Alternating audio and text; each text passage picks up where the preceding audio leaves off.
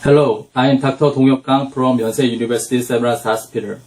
It is my great honor to participate in this interview with the author.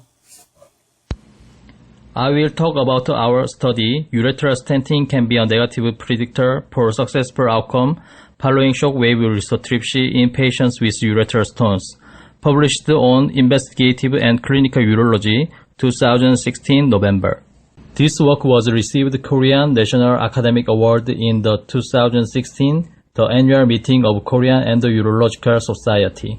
The effects of ureteral stent on stone-free rates on SWL are controversial yet.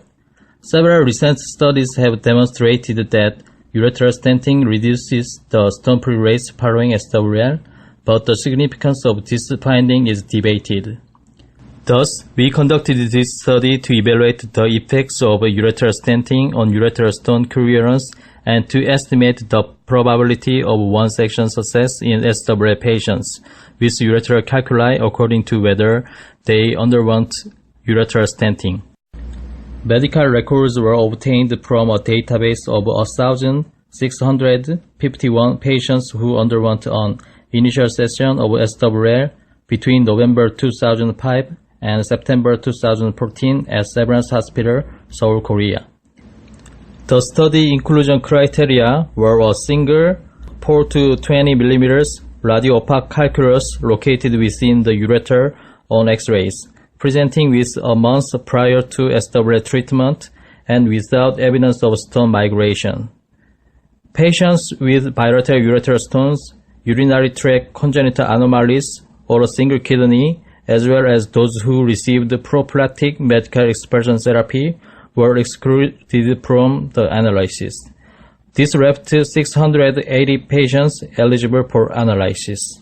A detailed history of ureteral stone was obtained, including the number of past stone events. The stone characteristics included the location, MSL, SHI, SSD, and MSD. Complication rate and each variables, including post-SWL complication, were also obtained.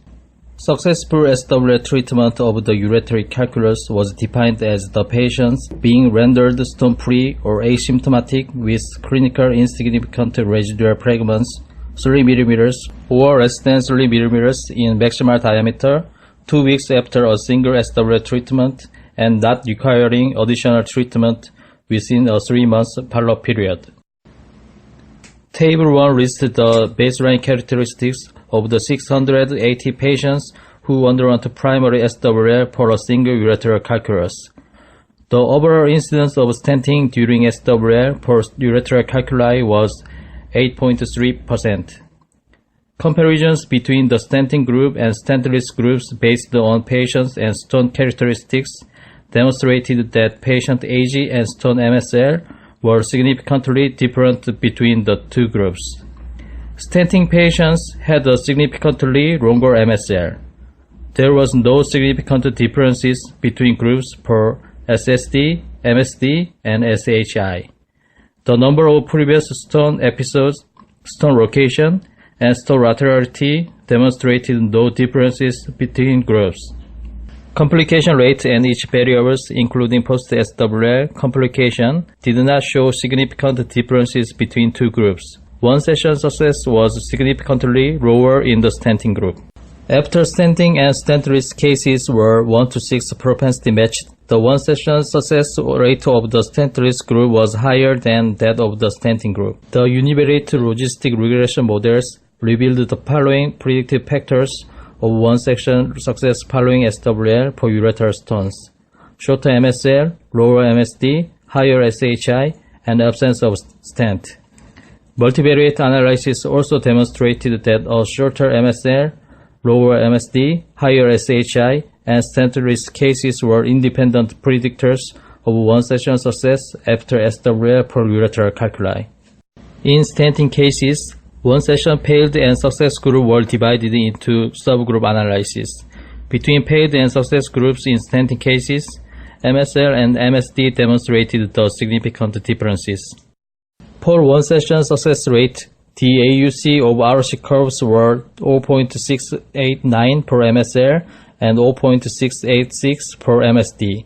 The cutoff values for MSL and MSD were 10 mm and 784 HU respectively. As shown in Table 5, the number of patients who one-session success status was higher in the stentless group than in the stenting group for patients with an MSL 10 mm or greater than 10 mm, or an MSD 784 HU or less than 784 HU. Our results support the negative effects of ureteral stenting on stone-free rate. Although stone lengths which can affect stone-free rate differed significantly between the stenting and stentless group in our total cohort. The presence of a ureteral stent was the only factor that differed significantly between groups after 1 to 6 propensity score matching. The negative effects of stenting may be explained by two theories. First, the ureteral stent may absorb some of the energy created by the shock waves, thus reducing their effect on the stones. Second, the presence of ureteral stent may cause ureteral edema, thus interrupting the passage of stone fragments. Based on our findings and results of previous studies, pre-SWL ureteral stenting does not appear to have definite advantages in terms of stone-free rate or complications compared to in situ SWL. A unique aspect of our study is that we calculated the AUC and cutoff values for MSL and MSD, and then analyzed the success rates according to the presence of a stent in subgroups based on these cutoff values.